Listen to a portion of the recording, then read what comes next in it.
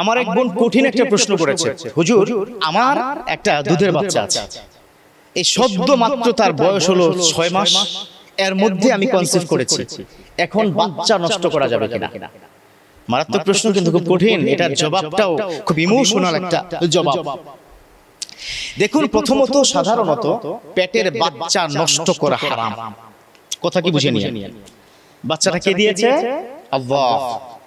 আমার রব্বুল আলামিন তিনি তো বাচ্চা দিতে চায় তখনই যখন বান্দার কল্যাণ হবে। গোটা দুনিয়ার মধ্যে হাজার হাজার কাপল আছে যারা আল্লাহর কাছে বাচ্চা চায়, কিন্তু রব্বুল আলামিন তাকে বাচ্চা দেয় না। রব্বি হাবলি মিনাস সলিহিন, আল্লাহ গো সন্তান দেন।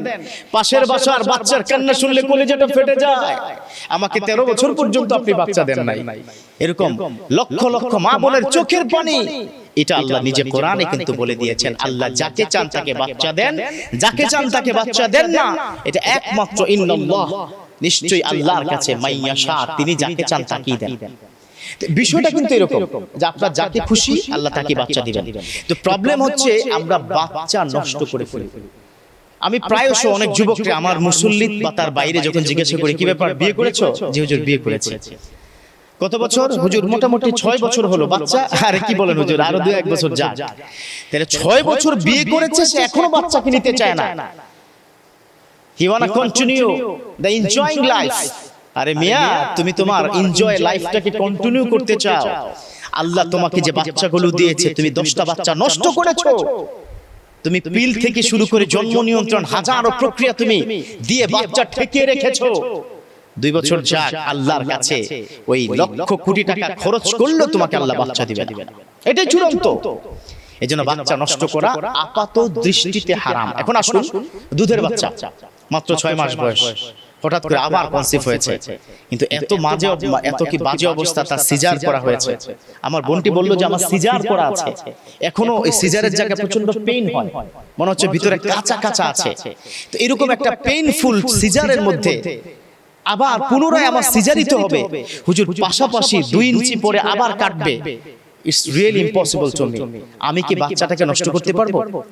আমি তখন বললাম, প্রিয় বোন, বাচ্চা নষ্ট না, ওটা বাচ্চা নষ্ট না, ওটা ব্লাড নষ্ট।